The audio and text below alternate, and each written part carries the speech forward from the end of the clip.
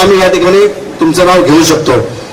आणि मी या ठिकाणी आनंद खरात, रिपब्लिक ऑफ इंडिया, राष्ट्रवादीचे उंबरठ्याचे आलेले, प्रतापराव आलेले, सर्वांचा धन्यवाद.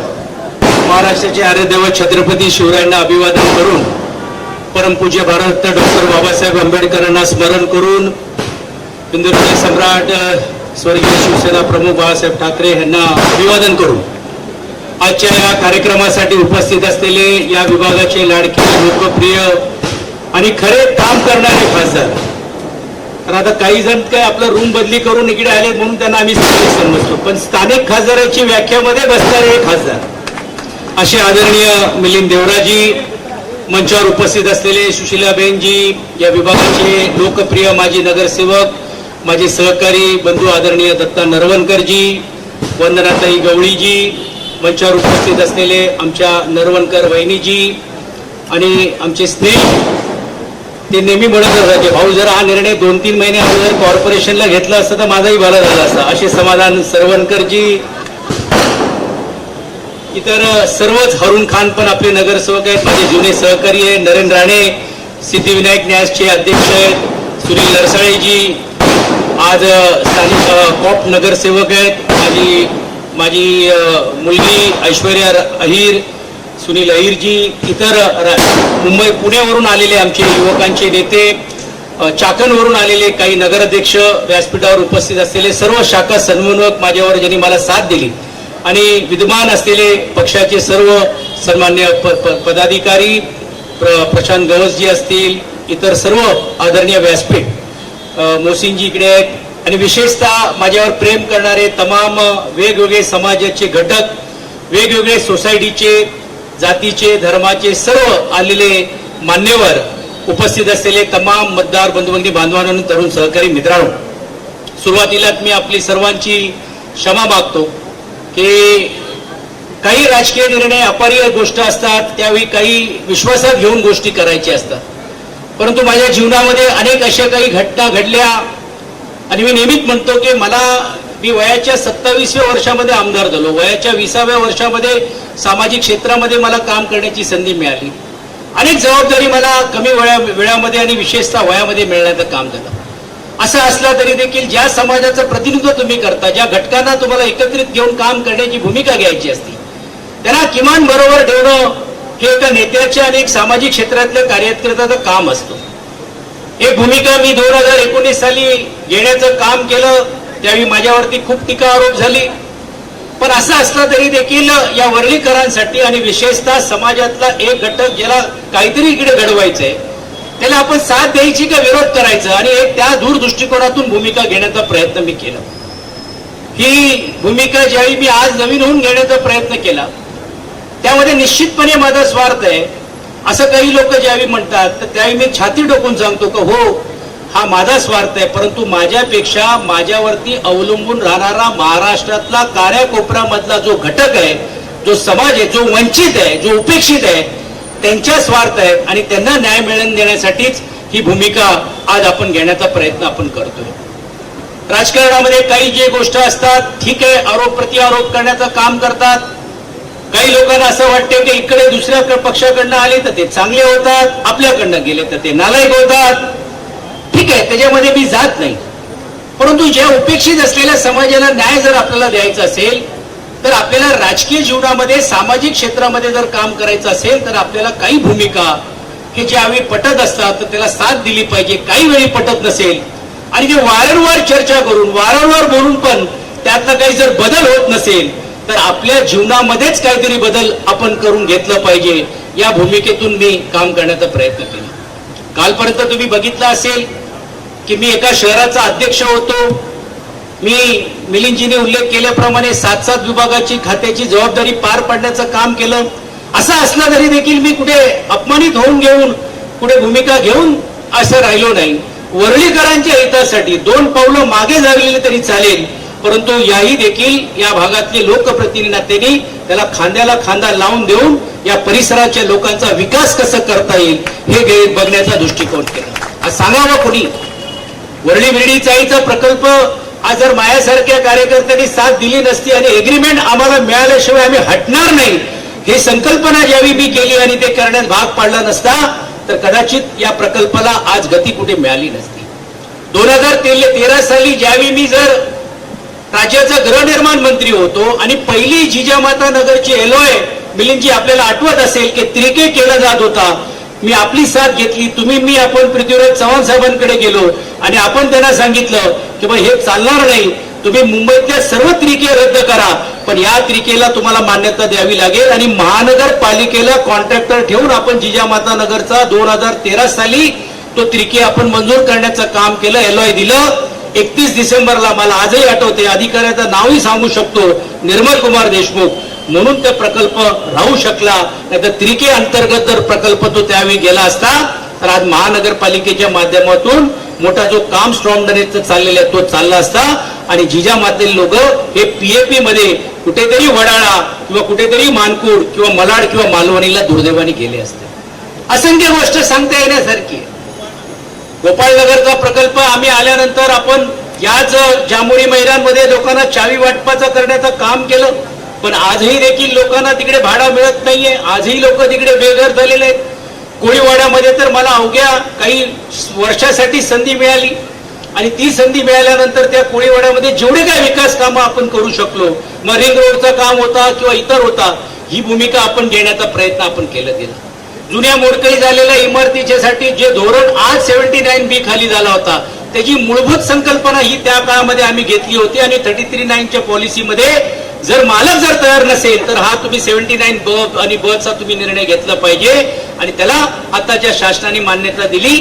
कालच मला सांगण्यात आनंद होतो आणि मी भाग्य समजतो की माझ्या उपसभापती पदावरती मी बसल्यानंतर माझ्याच उपस्थितीमध्ये तो बिल पास झाला आणि अनेक लोकांनी जे भाडेकरूंना जो न्याय मिळत नव्हता, आता 79A आणि B आणि C मध्ये मी विनंती केली होती एक आमदार या नात्याने की तुम्हाला कोर्टाच्या भरोश्यावर राहू नका, कायद्यामध्ये तुम्हाला बदल करावा लागेल आणि शासनाने ती दखल घेतली. याच अधिवेशनामध्ये तो बिल आणलं आणि जुन्या मोडकळी झालेल्या या पूर्ण मुंबई शहरातल्या इमारतींना दिलासा देण्याचं काम हे मला वाटते या सरकारने आणि आमच्या सरकारने करण्याचं काम केलं.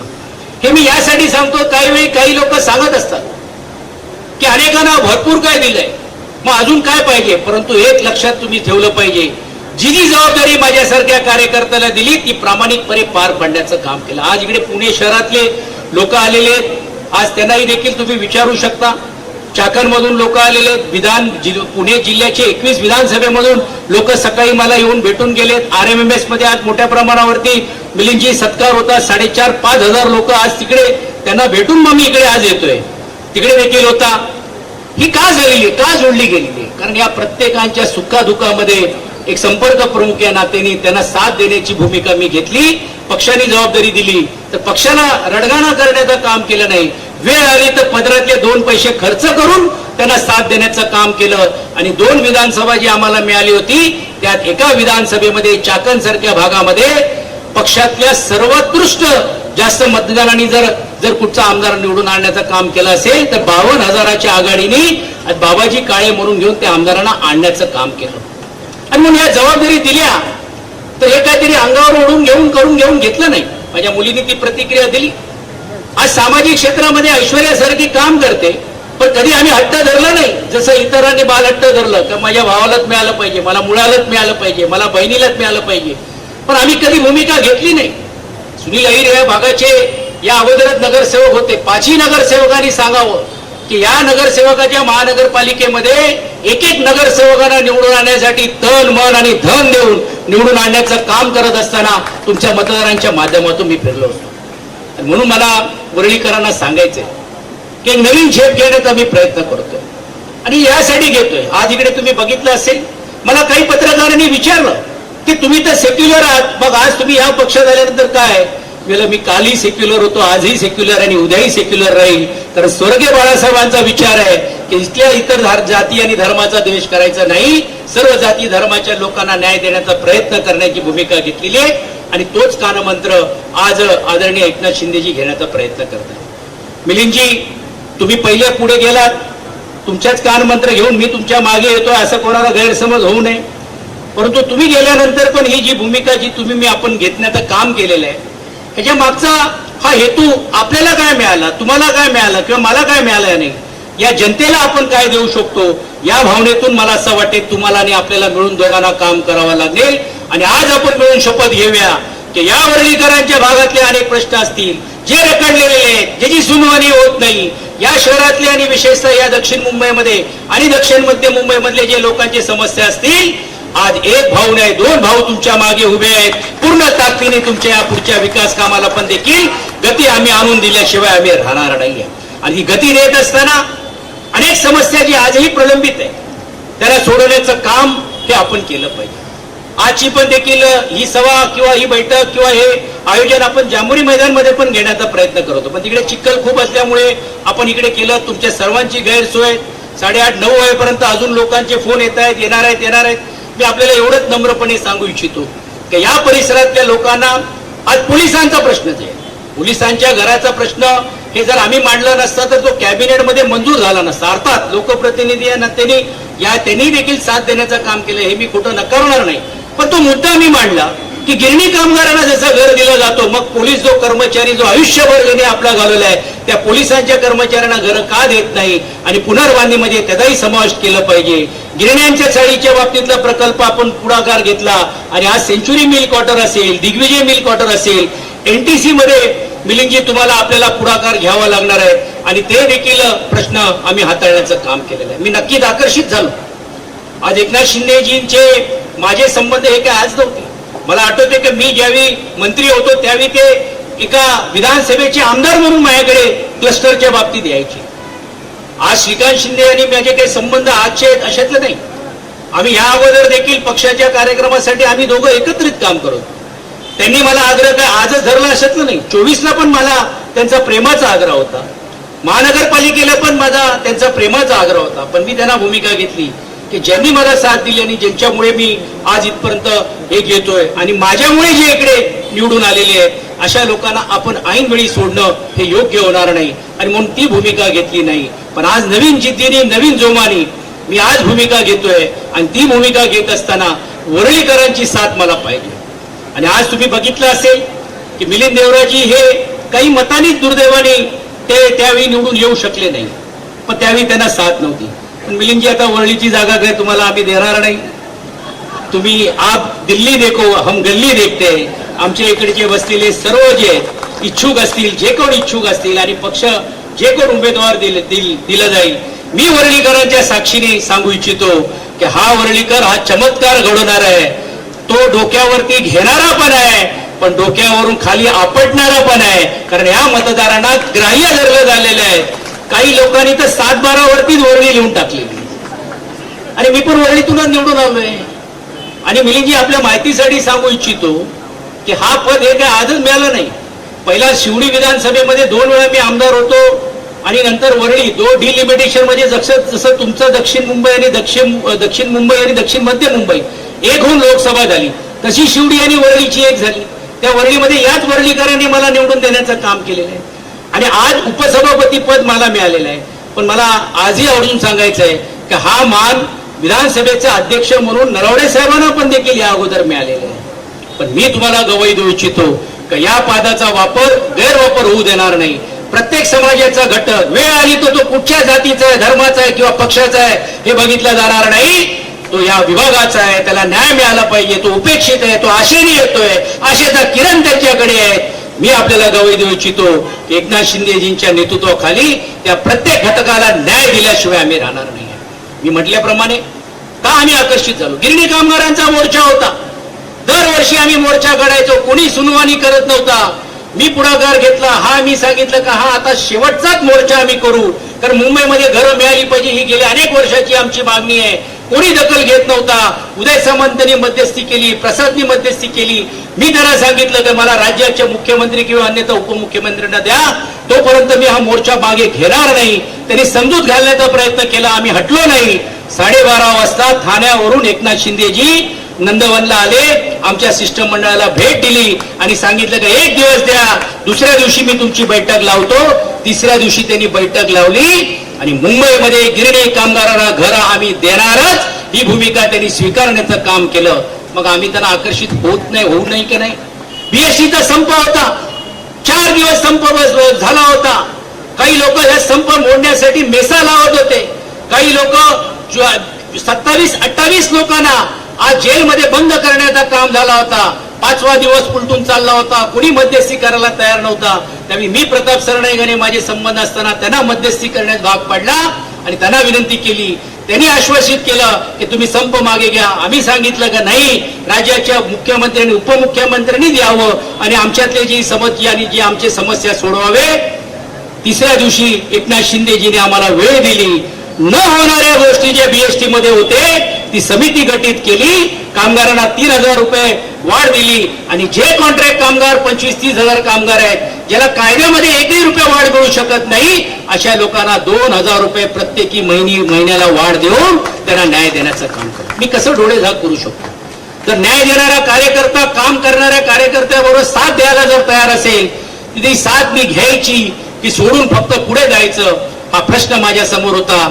आज महाराष्ट्रभरामध्ये अनेक प्रतिक्रिया येत असतील, महाराष्ट्रामध्ये समज आणि गैरसमज होत असतील, पण मी जी भूमिका घेतलेली आहे तो उपेक्षित असलेल्या समाजाच्या घटकापर्यंत त्यांना न्याय देण्याची भूमिका घेतलेली आहे आणि ते न्याय देण्याचा प्रयत्न या पुढच्या काळामध्ये या पदाचा बहुमान ठेवत असताना मी निश्चितपणे केल्याशिवाय राहणार नाही. आज राज्याचे मुख्यमंत्री असतील, आदरणीय देवेंद्र फडणवीसजी असतील, त्यांच्यासारखीने पण मला साथ देण्याची भूमिका घेतली. आज सुनीताताई वहिनी असतील, त्यांना तर आनंद झाला की आज आमच्या कुटुंबातला एक व्यक्ती इथपर्यंत आज पोहोचतोय. पण दुर्दैवाने म्हणावं लागेल की ज्याला खांद्याला खांदा लावून मी साथ दिली, ज्यांना आपण या विधानसभेमध्ये घडवण्याचा प्रयत्न केला, ज्यांना आपण वेगवेगळ्या भूमिकेतून पुढे आणण्याचं काम केलं, आज किमान त्यांनी एक शुभेच्छा जरी दिल्या असत्या तर मला सारख्या कार्यकर्त्याला ते आनंद झाला असता की कालपर्यंत माझ्याबरोबर साथ देणारा माणूस आज समजा जरी वेगळी भूमिका घेत असेल, पण त्याला माझे लाख शुभेच्छा आहे. ते न घेता जे टीका करतात, आरोप करतात, त्यांच्याकडे बघण्याची गरज नाही. मी परवाच्या दिवशी सांगितलं की आयुष्यात ज्यांनी कधी दगड उचलले नाही, दगडाचा कधी कोणाशी नाता नाही, ते आता आम्हाला समजायला लागले की काय दगड असतो आणि काय संघर्ष असतो. त्या सर्व संघर्षातून पार करून मी आज इथपर्यंत तुमच्यापर्यंत आलेले आहेत. तुमचा आशीर्वाद राहिला तर निश्चितपणे एकूण एक घटकाला न्याय देण्यासाठी, जसं 89चं कार्यालय या अगोदर जसा उघडा होता, हा 89च्या कार्यालयामध्ये आलेला कुठचा जाती धर्माचा माणूस कधी आम्ही बघितला नाही, पक्षाचा बघितला नाही. तीच भूमिका पुढच्या काळामध्ये राहून तुमचे असंख्य असलेले प्रश्न, प्रकल्पाचे असंख्य असलेले प्रश्न, तुमची जी सुनावणी होत नाही त्या सर्व प्रकल्पाला पण देखील गती देण्याचं काम मी आणि मिलिंद देवराजी आणि व्यासपीठावरती सर्व मान्यवर केल्याशिवाय स्वस्थ बसणार नाही, हे अभिवचन मी या निमित्ताने देतो. परत एकदा आपल्या सर्वांच्या समोर नतमस्तक होत असताना आपली जिद्द आणि अपेक्षा या पूर्ण करण्यासाठी माझ्यासारखे हजारो कार्यकर्ते दिवस रात्र तुमच्या बरोबर सोबतीला काम राहण्याचा प्रयत्न करणार आहे. दत्ताजी, मी आपल्याला सांगू इच्छितो की या प्रक्रियेमध्ये आल्यानंतर सर्व पक्षातल्या कार्यकर्त्यांना एकत्रित आपल्याला आणावं लागणार आहे. कोण मोठा आहे कोण छोटा आहे हे न बघता आपण एक आपुलकीने, कुटुंब प्रमुख या नात्याने तुम्ही मी आपण आजपर्यंत काम करण्याचा प्रयत्न केला. दत्ताजी बोलले ही गोष्ट खरी आहे की त्यांचा कार्यालय आणि माझा कार्यालय एकत्र असल्यामुळे एवढा गैरसमज होता की दत्त नरवणकरने तिकडे बसायचं सोडून दिलं आणि ते डायरेक्ट इकडे गांधीनगरला येऊन शिफ्ट झाले. पण असं असला तरी देखील ते ज्यावेळी अगोदर मनसेमध्ये होते तरी माझे संबंध तसेच राहिले, पक्षात आले तरी देखील संबंध तसे राहिले. पक्षामध्ये ते आणि मी वेगळी भूमिका त्यांनी घेतली म्हणून मी कधी तिरस्कार करण्याचं काम केलं नाही. तो नाता मला असं वाटते तुमच्या माध्यमातून निश्चितपणे पुढच्या काळामध्ये घेऊन जाण्याचं काम करूया. आज असंख्य कार्यकर्ते जुळत आहेत, असंख्य भागातली लोकांची मला येत आहेत, असंख्य या परळीतले आहेत. आज तुम्ही बघा कोळीवाड्यातल्या वेगवेगळ्या समाजातली लोक आलेली आहेत, आज गावकीतली लोक जी आज इकडे आलेली, मी त्यांचा नतमस्तक होऊन आभार मानतो. सोसायटीचे सर्व सन्मान्य पदाधिकारी आलेले आहेत, तेलुगू समाजाची लोक आलेली आहेत, मुस्लिम समाजाची लोक आलेली आहेत, म्हणजे मागासवर्गीय समाजाच्या बौद्ध पंचायत शाखेतली जी लोक आलेली आहेत, म्हणजे असा कुठचाही घटक नाहीये जो आज या प्रेमापोटी मिळालेला आहे. मी आपल्याला सांगू इच्छितो हे पद मला मिळालेलं नाहीये, हे पद हे तुम्हाला मिळालेलं आहे. त्या पदाचा वापर तुम्हाला करून घ्यायचा आहे. तुम्ही किती माया मागे लागतात त्यापेक्षा मी तुमच्या बरोबर येऊन तुम्हाला सोडवण्याचं काम, प्रश्न सोडवण्याचं काम मी निश्चितपणे करीन. मी एकच गोष्ट बोलून घेऊन मी थांबतो की पद बदली झालेलं आहे पण तो व्यक्ती तीच आहे. कधी हाक मारा, एक लहान भाऊ या नात्याने सदैव तुमच्या हाकेला साथ देण्याचं काम मी आणि माझे सर्व सहकारी केल्याशिवाय राहणार नाही, हा आत्मविश्वास या निमित्ताने मी व्यक्त करतो. आणि महायुतीतले पण इतर घटक, आज भारतीय जनता पार्टीचे पण पदाधिकारी आलेले आहेत, आज राष्ट्रवादी काँग्रेस पक्ष, शरद पवार गट असतील किंवा अजितदादा गट असतील, ही मंडळी आलेली आहे. म्हणजे सर्व पक्षातली जी लोक पण देखील प्रमुख लोक आज इकडे जे आलेले आहेत त्या सर्वांचा मी व्यक्तिशः आभार मानत असताना तमाम जनतेचा देखील मी आभार मानतो आणि आपली साथ ही काय माझ्यासारख्या कार्यकर्त्यावरती राहील अशी अपेक्षा मी या निमित्ताने व्यक्त करतो आणि थांबतो. धन्यवाद. जय हिंद, जय महाराष्ट्र. धन्यवाद. सर्वांना विनंती या ठिकाणी शुभेच्छा. हा, एकेकाने म्हणजे आपण गर्दी गोंधळ करू नये प्लीज. हा घ्या थोडं इकडनं का.